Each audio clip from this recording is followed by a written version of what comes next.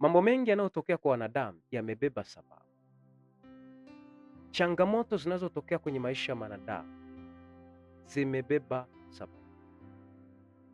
Kuna vitu ambavyo unaweza ukapitia wewe mwanadamu ukahisi kama Mungu amekuacha, lakini chochote unachokipitia kwenye maisha yako kimebeba nguvu ya kufanikiwa kwako kwa ajili ya kesho.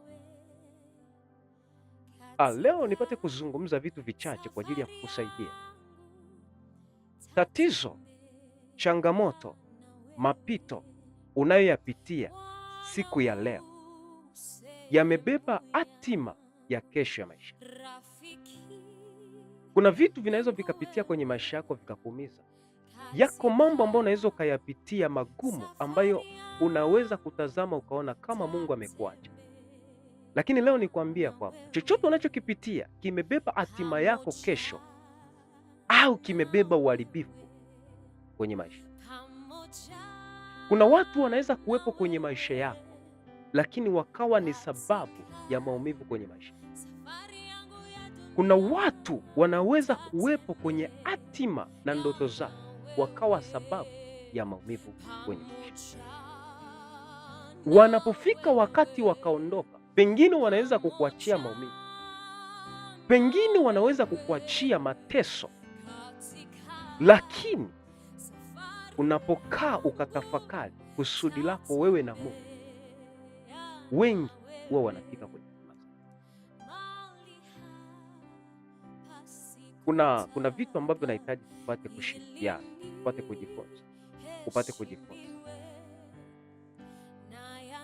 Ulivyoumbwa leo, unachokipitia leo, maumivu unayopitia leo yanakuandaa kwa ajili ya kesho.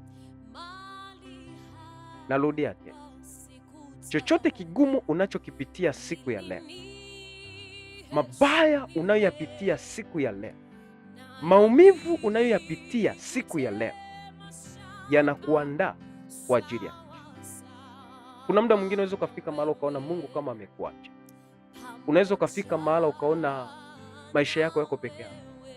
Unaweza ukafika mahali ukamwamini mtu, ukaamini watu, ukaamini baadhi ya watu kwenye maisha yako, lakini wanapoondoka kwenye maisha yako wakakuachia Mungu.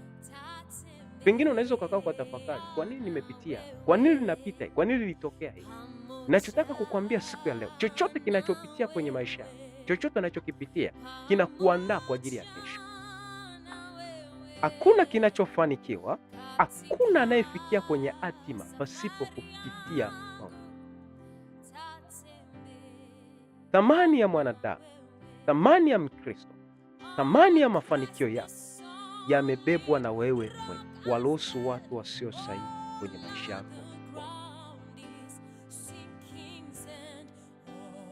Waruhusu watu wasio sahihi kwenye maisha yako waondoke. Waruhusu waliobeba maumivu kwenye maisha yako waondoke. Usilazimishe watu wawepo kwenye maisha yako ambao wamebeba maumivu kwenye maisha. Wanapotaka kumove kwenye maisha yako, waache wao. Maana wanapoondoka kwenye maisha yako, wanakupa nguvu ya kujua na kujifunza zaidi.